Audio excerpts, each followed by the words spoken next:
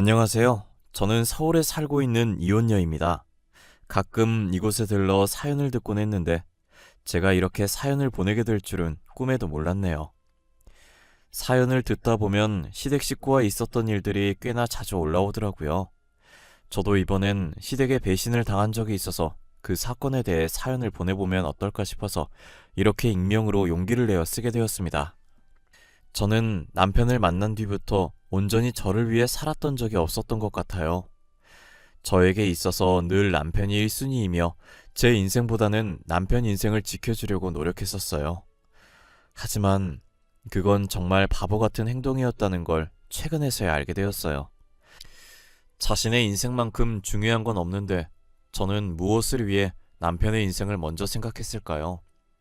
결국은 이렇게 이혼을 해서 다시는 안 볼 남남으로 살고 있는데 말이죠. 저는 대학교 1학년 때 축제에서 저와는 다른 과인 남편을 만나면서 군대도 기다려주고 대학 졸업하고 교사가 될 때까지 옆에서 묵묵히 응원해주고 뒷바라지를 해왔었어요. 제가 하고 싶어 했던 것들도 다 포기해가면서 남편 교사 만들어주겠다고 노력했었죠. 학교를 다니면서 각종 아르바이트를 다 했었고 졸업해서도 전공과 전혀 다른 일을 해왔었어요. 오로지 남편의 교사직을 목표로 두고 말이에요. 저는 평범한 집안이었지만 남편은 가난한 집안이었기 때문에 교사 준비할 돈이 없었어요. 어차피 저는 등록금을 부모님이 내주셔서 돈 벌 이유가 딱히 없었지만 남편을 위해 제가 자처해서 대학생 때부터 일을 하기 시작했던 거예요. 편의점 아르바이트도 해보고 고깃집 아르바이트도 해보고 학교 앞 맥주집 아르바이트도 해보고 대학생이 할 수 있는 아르바이트는 다 해봤다고 해도 과언이 아니었을 정도였어요. 열심히 알바해서 모은 돈으로 남편 등록금에도 보태주고 책 사는 비용에도 보탰었어요. 남편은 자신을 위해 힘들게 일하는 저를 보며 항상 미안해하고 고마워했어요. 내가 방학 동안 모은 돈이야. 이번 학기 등록금에 보태고 남는 돈은 책 사는데 보태. 내가 지금 너한테 해줄 수 있는 게 이것밖에 없어서 너무 미안해. 너가 뭐가 미안해. 내가 너무 미안하고 고맙지. 내가 이 돈을 받아도 되는 건지 모르겠어. 너는 굳이 일 안 해도 되는데 괜히 나 때문에 매번 고생하고 정말 미안해. 그런 말 하지 마. 진짜 기운 빠져. 나는 너가 아무 걱정 없이 공부에만 몰두했으면 좋겠어. 그리고 그렇게 미안하고 고마우면 나중에 임용고시 합격으로 빚 갚아. 알겠지? 제가 괜찮다고 해도 남편의 얼굴엔 미안함이 가득하더라고요. 저는 남편의 표정을 보고 웃으면서 그렇게 고마우면 임용고시 합격으로 갚으라고 했죠.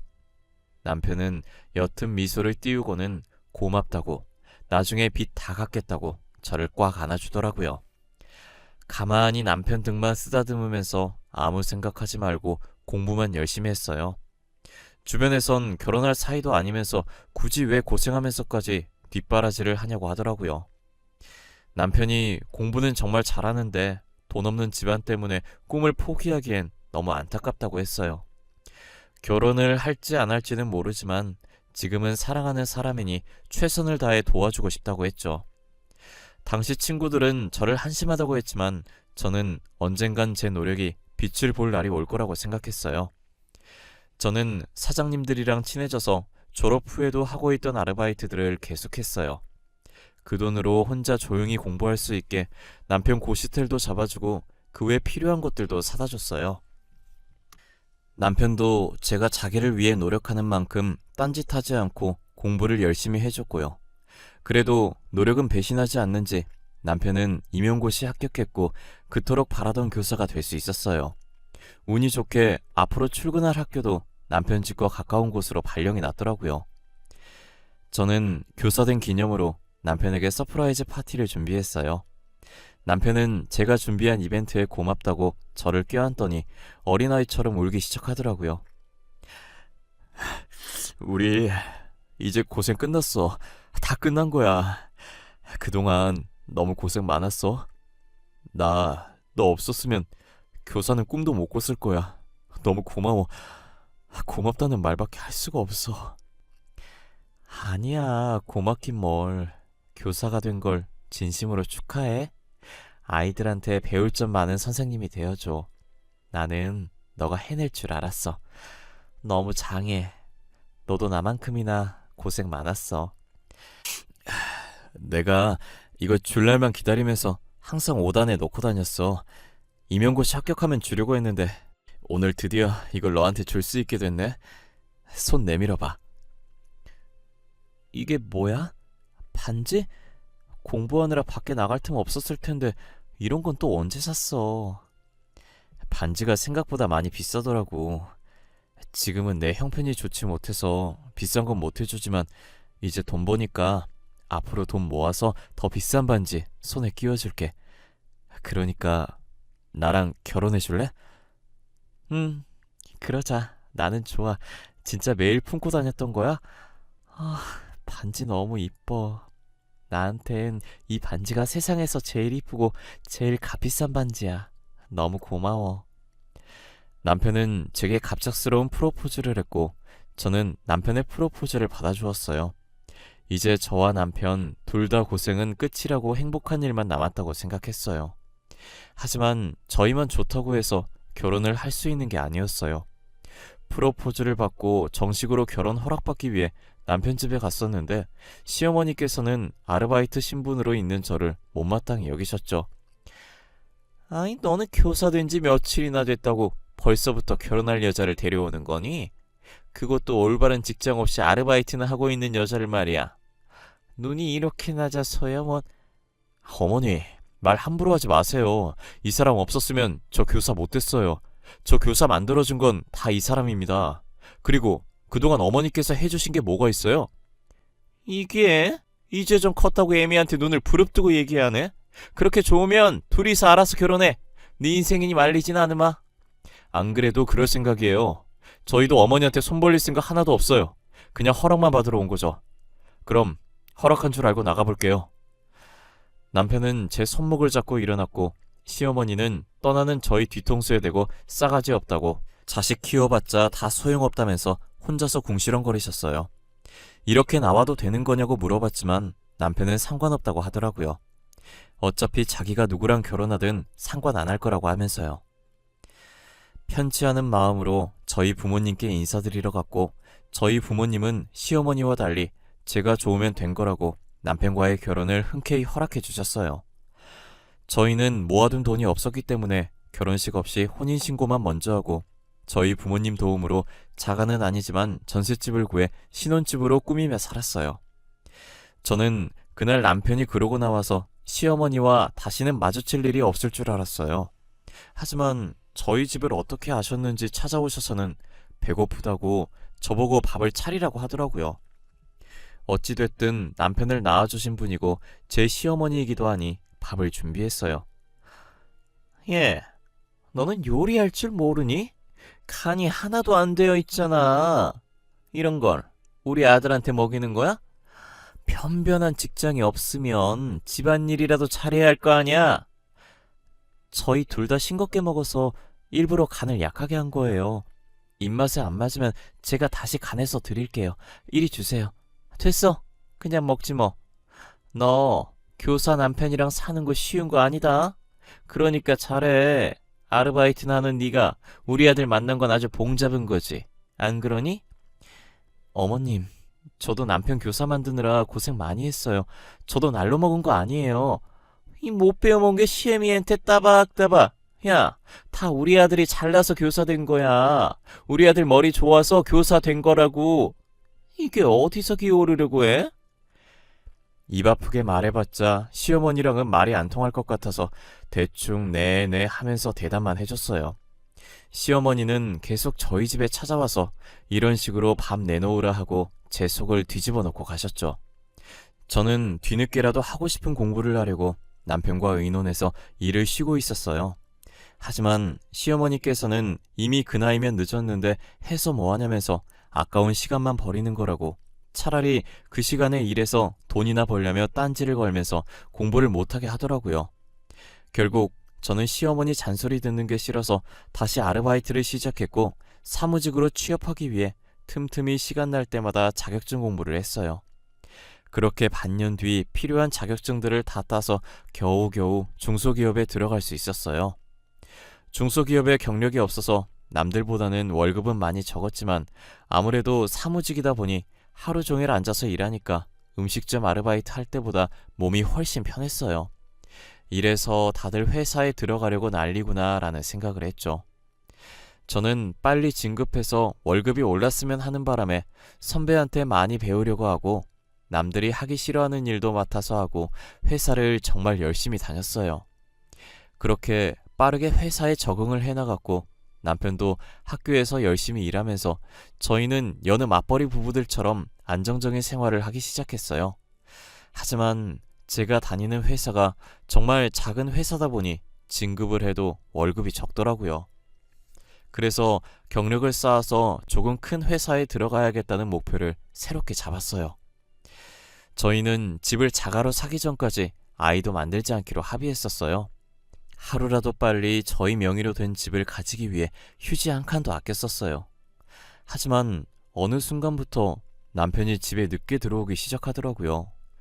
술을 마신 것 같진 않은데 온전한 정신으로 매번 귀가 시간이 늦어졌어요. 요새 자꾸 늦게 오는데 무슨 일 있냐고 물어도 다른 선생님한테 돈 문제로 고민 상담하다 보니 얘기가 길어졌다고 하는 거예요. 당신 요즘 왜 이렇게 집에 늦게 와? 술 먹는 건 아닌 것 같은데. 당신 학교에 무슨 일이라도 있는 거야? 얼굴도 안 좋아 보여. 그냥 다른 선생님한테 고민 상담하다 보니 얘기가 길어졌네. 요즘 둘 다 돈 문제로 고민이 많거든. 그 선생님도 집 살려고 우리처럼 아등바등 하더라고. 아, 그래? 하긴 요즘 서울에서 집 구하기가 하늘의 별 따기지. 돈도 돈이지만 아예 집이 없으니까. 그 선생님도 머릿속이 많이 복잡하시겠네. 그래서 퇴근하면 둘이서 이야기하느라 시간 가는 줄 모른다니까. 그래도 우리는 둘이서 돈 버는데 그 선생님은 혼자라 더 힘들 거야. 아, 아직 결혼 안 하셨나 봐. 혼자서 힘들 텐데. 집 살려고 열심히 사시네. 진짜 대단하시다. 우리도 그렇게 열심히 살면 얼른 집 살 수 있을 거야. 돈 때문에 너무 스트레스 받지 마. 여보, 혹시 내가 내일 술 좀 마시면서 얘기하려고 하는데 돈 좀 줄 수 있어? 용돈이 다 떨어져서 돈이 없네. 10만 원만 줄 수 있을까? 아직 중순밖에 안 됐는데 벌써 돈이 다 떨어졌어? 알겠어. 내일 출근할 때 10만 원 줄게. 그렇게라도 스트레스 풀어야지. 내일은 당신이 그 선생님한테 한턱 쏴. 저는 몰랐었는데 남편이 집 문제로 꽤나 스트레스를 많이 받는 것 같았어요. 그렇게 동료 선생님과 같이 한잔하면서 속 좀 풀라고 조금씩 돈을 줬었어요. 그런데 그게 습관이 된 것 마냥 계속 이런 약속 저런 약속이 있다며 돈을 달라더라고요. 그렇다고 큰 돈을 요구하는 것이 아니라서 아껴 쓰라고 하면서 매번 달라는 대로 줬었던 것 같아요. 제가 자신이 달라는 대로 주기 시작하니까 간이 배 밖으로 나왔는지 금액도 점점 커져가더라고요. 이젠 이유도 말 안 해서 한 번은 왜 그렇게 돈을 자주 많이 달라고 하냐고 하니까 교사보다 교수가 더 좋은 것 같다고 대학 교수 되고 싶어서 준비 중이라고 하는 거예요. 저한테 말했으면 팍팍 지원해줬을 건데 왜 진작 말 안 했냐고 물어보니 괜히 열심히 일하는 저한테 신경 쓸 일 하나 더 쥐어주고 싶지 않았다더라고요. 저는 남편이 교수가 되는 것도 나쁘지 않다고 생각해서 학생 때 임용고시 준비 도와줬던 것처럼 똑같이 제가 쓰는 돈을 더 아껴서 남편을 아낌없이 밀어줬어요. 하지만 교수 되는 것이 좀처럼 쉽지 않은지 저만 보면 한숨을 쉬기 시작하더라고요. 그런 남편의 모습을 보니 제가 돈을 지원해주는 것 말곤 대신 할 수 있는 게 없어서 속상했어요. 거기다 남편이 학교를 옮기게 됐는데 집이랑 거리가 먼 학교로 발령이 난 거예요. 저희가 살던 집이 남편 학교와도 가깝고 제 회사랑도 가까워서 출퇴근하기 좋았거든요. 남편이 제 직장 때문에 선뜻 이사 가자고는 말 못하고 오피스텔을 하나 구하겠다고 하더라고요. 솔직히 저도 남편이 생각한 것처럼 저희 회사가 가까워서 이사 가고 싶은 생각이 없었어요. 그렇다고 남편을 여기서 출퇴근시키자니 왕복 3시간이라 힘들 것 같아서 오피스텔을 구하라고 했죠. 제가 집 구할 때 같이 알아봐 주겠다고 했는데도 굳이 자기가 구하겠다고 더 이상 짐들기 싫다고 하면서 시어머니랑 둘이서 집을 보러 다닌 것 같았어요. 남편에게 용돈 없어서 돈 받아갔었는데 오피스텔 들어갈 돈은 있냐고 제가 보태준다고 하니 시어머니께서 보태주시기로 했다고 한사코 거절하더라고요. 이상하게 남편이 계속 제게 선을 긋는 듯한 느낌이 없지 않았어요. 그렇게 남편이 오피스텔을 구해서 나간 지 3개월이 되었을 때였어요. 저는 다음 날이 주말이어서 간만에 늦게까지 드라마를 보려고 거실에서 TV를 보고 있었어요. 한창 재밌게 보고 있었는데 갑자기 누군가 집 문을 부서질 듯 두드리는 거예요. 이 시간에 올 사람이 없으니 무서워서 인터폰으로 확인해 보니까 남편이 비틀거리면서 서 있더라고요. 놀라서 문을 열어줬는데 남편이 술에 취해서 몸도 잘 못 가누고 그대로 제 쪽으로 쓰러졌어요. 술을 얼마나 마신 건지 남편한테 코를 찌를 듯한 술 냄새가 진동을 하더라고요. 왜 오피스텔에 안 가고 여기 왔냐고 하니 남편은 갈 곳 없다고 여기서 자겠다고 우기는 거예요. 제대로 서 있지도 못하는 상태에서 사기당했다면서 웅얼거리더라고요. 저는 사기라는 말에 계속 추궁했고 혹시나 하는 마음에 남편의 말을 녹음하기 시작했어요. 정신 차렸을 때 분명 저한테 얘기 안 할 것 같아서 나중에 물어보려고 녹음한 것이죠. 사기당했다고? 무슨 사기당했는데 갑자기 쳐들어와서 이게 뭔 난리야. 술은 또 얼마나 마신 건데. 여보, 정신 좀 차려봐. 내 말 들려? 아, 시끄러워. 아줌마, 여기 소주 한 병만 더 주세요. 오늘은 이거 마시고 진탕 취할 거야. 소주랑 돼지 껍데기도 하나 주세요, 아줌마. 돼지 껍데기 같은 소리 하고 있네. 여기 식당 아니야. 정신 좀 차려봐. 아니, 당신이 무슨 사기를 당했다는 거야? 무슨 사기 당했는지 말 좀 해보라고. 내 돈 다 들고 도망갔어. 걔가 나랑 우리 엄마 돈 다 들고 튀었어. 부자라고 하더니 그것도 아니었어. 나는 엄마 말만 믿다가 망한 거지 뭐. 누가 당신 돈을 다 들고 도망갔다는 거야? 내가 알아듣게 좀 말해. 그래야 도와주든 말든 하지. 범인 잡아야 할 거 아니야. 아줌마, 이 얘기 저희 집사람한테는 비밀이에요. 알겠죠? 우리 둘만 알고 있어야 해요. 에? 저 다른 여자 만난 거 알면 진짜 집에서 쫓겨나요. 집사람은 나만 보며 살았는데 너무 미안해. 알고 보니 남편은 이때까지 저 몰래 시어머니께서 소개시켜준 여자를 만나고 있었어요. 시어머니도 여자 집안이 부자라는 걸 듣고 남편에게 소개시켜준 것이었어요. 남편은 처음에 안 만난다고 했었는데 계속 시어머니께서 몰아붙이는 바람에 만나기 시작했더라고요. 부자라는 말만 듣고 시어머니는 저와 이혼시키고 상간녀랑 결혼시키려고 했죠. 그런데 상간녀는 사실 부자도 아니고 백수에 가진 것 쥐뿔도 없는 여자였어요. 상간녀도 교사 남편 만나 안정적인 남편 월급 받아먹으면서 인생 펴볼 생각만 한 거죠. 상간녀는 부자인 척하면서 아버지가 엄해서 돈 달라는 소리를 못하겠다고 하면서 계속 남편한테 돈을 뜯었고 그동안 제가 줬던 돈들은 다 그 상간녀한테 갔어요. 그리고 저희 집과 먼 학교에 발령이 났다는 말도 거짓말이었어요. 상간녀랑 같이 살려고 시어머니랑 같이 있는 돈 없는 돈 다 끌어서 오피스텔을 구한 거더라고요. 그런데 상간녀가 같이 살다가 더 이상 남편한테 뜯을 돈이 없다는 걸 알아차리고 남편 몰래 오피스텔 전세금을 다 빼서 도망가 버린 거예요. 그렇게 상간녀한테 모든 돈을 다 뺏긴 남편은 빈털터리가 돼서 다시 저희 집에 돌아온 거죠. 저를 식당 아줌마라고 생각하고 있었던 일들을 다 말하는데 듣는 내내 어처구니가 없더라고요. 상간녀가 있었던 것도 어이가 없지만 그 상간녀한테 전 재산을 뺏겼다는 게 정말 기가 찼어요.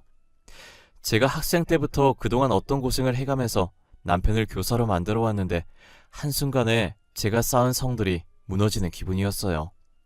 누군가 제 머리를 망치로 세게 치고 지나간 듯한 얼얼한 느낌이 들었죠. 남편은 제게 모든 것을 말한 뒤 정신을 잃고 쓰러졌는데 침대까지 들고 가기 싫어지더라고요. 그래서 그냥 바닥에 자든지 말든지 신경도 안 쓰고 저 혼자 방에 들어와 침대에 누웠어요. 저는 날 박는 대로 이혼할 거라고 하면서 이혼서를 던지고 쫓아내야지 하는 생각으로 가득 찼었지만 시간이 지날수록 그동안 제가 바친 세월들이 눈앞으로 지나가더라고요. 제가 남편을 어떻게 교사 만들었는데 이대로 끝내기엔 너무 아까운 거예요. 그래서 저는 아무것도 못 들은 척 참고 지내려고 했어요. 남편은 일어나서 해장국 끓이고 있는 저한테 왜 자기가 여기 있냐고 물어보더라고요. 당신 기억 안 나? 술이 떡이 돼서 와가지곤 나보고 아줌마라고 하질 않나. 오늘 취할 거니까 술이랑 돼지 껍데기 달라고 하질 않나. 가관이었어. 아, 그랬어? 어제 친한 선생님들이랑 같이 회식했었는데 너무 많이 마셨는지 기억이 안 나네. 당신한테 너무 민폐 부렸지. 아, 미안해. 근데 혹시 내가 다른 말은 안 했지? 다른 말? 무슨 말 말하는 거야? 나한테 말하면 안 될 말이라도 있나 봐. 당신 계속 안주 내놓으라고 하고 쓰러졌어. 무거워서 침대까지 못 끌고 가겠더라. 그래서 그냥 뒀어. 아, 잘했어, 잘했어. 아, 무거운데 당신이 굳이 침대까지 들고 갈 필요 없지. 아, 맞지. 아, 그리고 내가 당신한테 말 못할 게 뭐가 있겠어. 그냥 다른 행패 안 부렸나 이런 말이지. 술 달라고 하고 쓰러진 게 다야. 해장국 다 끓였으니까 먹고 당신 집에 가. 당신 학교 근처에서 먹은 거 아니야? 멀리서 여기까지 어떻게 왔대? 저는 끝까지 모르는 척 했지만 같이 마주보며 겸상하기 싫어서 밥만 차려주고 거실로 나왔어요. 남편은 며칠 못 먹은 사람 마냥 허겁지겁 밥을 먹기 시작하더라고요. 그렇게 빠른 속도로 밥을 먹고 전날 청소를 못하고 와서 빨리 집에 가봐야겠다면서 소파에 걸쳐진 정장 자켓을 헐레벌떡 챙기더니 신발도 제대로 못 신은 채 나갔어요. 아마 상간녀가 돈 다 빼서 오피스텔을 못 갈 거고 시어머니 집으로 갔을 거예요. 계속 오피스텔에서 사는 척 연기해야 해서 저희 집에 올 이유가 없으니 저는 어차피 이렇게 따로 사는 거 굳이 이혼할 필요가 없다는 생각이 들었어요. 얼굴 마주쳐서 스트레스 받을 일도 없어서 괜찮을 것 같았거든요. 시어머니는 아직도 제가 모르는 줄 아니까 전화로 당당하게 돈 달라고 하더라고요. 요즘 남편이 혼자 살면서 생활비가 빠듯한지 용돈을 조금 준다고 하면서요. 아가, 나다. 다름이 아니라 요즘 우리 아들이 혼자 살잖니. 근데 생활비가 빠듯한 모양이더라고. 그래서 나한테도 용돈을 조금 주는데 그 돈으로만 생활하려니 너무 힘들구나. 그래서요? 지금 저한테 용돈 달라고 전화하신 거예요? 어머님, 죄송한데 용돈 드릴 돈이 없어요. 저도 제 월급으로 생활하기 빠듯해서요. 아니, 내가 네 월급을 다 달라고 한 것도 아닌데 넌 왜 이렇게 예민하게 받아들이니? 시애미가 며느리한테 수그리고 부탁하는데 너는 그렇게 싸가지 없게 말해야겠어? 죄송해요. 제가 요즘 신경 쓸 일이 있어서 저도 모르게 그렇게 말했나 보네요. 그런데 저 진짜 어머님께 드릴 돈 없어요. 죄송해요. 돈 얘기하실 거면 연락하지 말아주세요. 뻔뻔하게 돈 달라고 하는 시어머니 태도에 화가 울컥울컥 나오려고 했는데 이악 물고 끝까지 참았어요. 제가 다 알고 있으면서 이혼 안 하는 걸 알면 어차피 이혼 안 할 거니까 더 당당하게 나올 것 같더라고요. 차라리 지금처럼 제 눈치라도 봤으면 하는 마음에 화나는 마음을 꾹꾹 누르며 참았어요. 시어머니도 차마 저랑 이혼시키려고 남편한테 상간녀 붙였다가 상간녀가 돈 들고 도망가서 당장 생활할 돈이 없다고 제게 말을 못하니 다시 연락이 안 오더라고요. 그런데 며칠 뒤 자고 있었는데 또 밤늦게 누군가 저희 집 문을 두드리더라고요. 인터폰으로 확인했더니 예상했던 대로 남편이 있었고 이번엔 시어머니도 같이 온 거예요.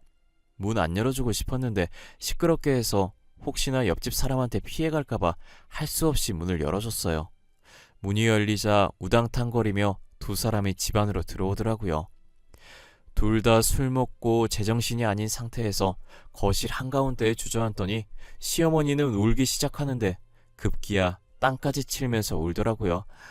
아이고, 우리 돈 어떡하면 좋으니? 그 망할 것이 우리 돈을 다 들고 도망갔어. 그게 어떤 돈인데? 우리 집 담보로 대출까지 받은 돈인데. 돈, 내 돈, 그동안 모았던 적금까지 깬 돈인데 한순간에 사라졌어. 어떻게 그래? 2억 6천만 원이 걔 이름도 아니고 나도 살면서 그 돈 처음 만져본 건데. 지금 남의 집에서 뭐 하는 거예요? 왜 저희 집 와서 난리냐고요? 다들 아무 잘못도 없는 나한테 왜 이러냐고. 사고는 지들이 쳐놓고 왜 나한테 행패야? 야, 너 여기 있었네. 내 돈 내놔. 어? 내 돈 내놓으라고. 우리 돈 어땠어? 너 그 돈이 어떤 돈인 줄인지 알기나 해? 이 할망구가 진짜 미쳤나? 내 머리 안 놔요? 당장 놔요. 나 진짜 당신들 경찰에 신고할 거야. 당장 놓으라고. 야, 이 사기꾼아. 내 돈 내놔. 내가 너한테 바친 돈이 얼만데? 오피스텔 전세금이랑 이때까지 내가 줬던 돈 다 토해내라고. 시어머니랑 남편은 술에 취해서 저를 상간녀라고 생각하고 제 머리채를 잡았어요. 힘이 어찌나 센지 제 머리를 잡고 있는 손들을 떼려고 해도 안 떼지더라고요. 결국 저는 남편 팔을 깨물었고 남편은 깨문 부위를 감싸면서 제 머리채를 놓았어요. 그리고 시어머니 팔을 힘주면서 잡고 바닥으로 패대기 쳐서 뜯어냈어요. 시어머니가 손이 떨어지면서 제 머리카락도 같이 우수수 떨어지더라고요. 저는 떨어져 있는 머리카락을 보자마자 눈물이 핑 돌기 시작했고 너무 화가 나서 양손으로 시어머니와 남편 머리채를 잡아서 바깥까지 질질 끌었어요. 그리고 그들을 패대기 치고 다시 집에 들어가려고 비밀번호를 입력하는데 언제 쫓아온 건지 남편이 돈 내놓으라면서 제 머리채를 다시 잡더라고요. 저는 팔 안쪽 살을 3개 꼬집어서 남편을 떼어놓고 빠르게 비밀번호를 입력해서 들어왔어요. 문이 닫히는 소리가 들리고 나서야 안심이 돼서 다리에 힘이 풀리더라고요. 어찌나 목소리가 큰지 남편 소리, 지르는 소리, 시어머니 우는 소리가 문 사이로 다 들렸어요. 한참을 시끄럽게 하더니 옆집에 사는 몸집 큰 남자가 나와서 시끄럽다고 소리 지르니 시어머니의 울음소리가 뚝 그치더니 그 뒤로는 고요하게 아무 소리도 안 나더라고요. 저는 남편한테 바친 세월보다 앞으로 살아갈 세월이 더 소중하다는 생각에 이혼을 결심했어요. 계속 과거에 잡혀있다간 저 2사람에 의해 미래에 제가 죽을 것 같은 기분이 들었어요. 다음날 일어나자마자 아프다는 핑계를 대고 회사에 월차를 냈고 저번에 남편이 술 취해서 불륜을 인정했던 녹음본을 들고 변호사를 찾아갔어요. 남편에게는 이혼 소송을 했지만 여자가 누군지를 찾지 못해서 상간녀 소송은 걸지 못한 게 아쉬웠어요. 상간녀 소송까지 걸었다면 정말 깔끔하게 마무리됐을 텐데 아직까지 찝찝한 기분이에요. 며칠 뒤에 시댁 앞으로 제가 보낸 이혼 소장이 도착했는지 둘이서 저희 집에 찾아와서는 문을 두드리면서 이야기 좀 하자고 잘못했다고 빌더라고요. 저는 집안에 사람 없는 척 하면서 숨죽이면서 가만히 지켜봤어요. 10분 정도 그러고 있다가 집안에 아무 소리가 안 들리니 포기하고 돌아서더라고요. 이사를 안 가면 계속 찾아올 것 같아서 집주인한테 제 사정을 다 설명하고 계약 기간이 아직 남아있었지만 급하게 전세금을 뺐어요. 회사 업무 때문에 전화번호는 차마 못 바꾸고 있었는데 시어머니와 남편한테서 전화랑 문자도 계속 오길래 진절머리 나서 결국 휴대폰 번호도 바꿔버렸어요. 그렇게 저는 남편과 이혼을 했고 모든 연락을 다 끊은 상태예요. 상간녀 소송을 못했다는 게 살짝 아쉽긴 하지만 그래도 이혼하고 나니 속이 후련하더라고요. 남보다 제 인생이 더 중요한 것인데 저는 그동안 무엇을 위해서 그렇게 아둥바둥 살았는지 모르겠어요. 지나고 보니 그 세월들이 너무 아깝고 전 남편을 사랑했던 마음이 가여웠어요. 그래도 지금은 전 남편과 있었던 날보다 더 사람답게 살고 있어요. 제가 하고 싶은 것들도 하나씩 해보고 먹고 싶은 것들도 먹으면서 말이죠. 결혼을 일찍 했던 터라 이혼을 했어도 아직 20대 후반의 젊은 나이네요. 저도 이제 과거는 다 잊고 새 출발해보려고 합니다. 여러분들은 돈에 눈멀어서 소중한 사람을 잃지 마시길 바랄게요. 세상엔 돈이 다가 아니고 돈보다 소중한 존재도 많다는 걸 알아주셨으면 합니다. 지금까지 제 사연 들어주셔서 감사하고 늘 건강하세요.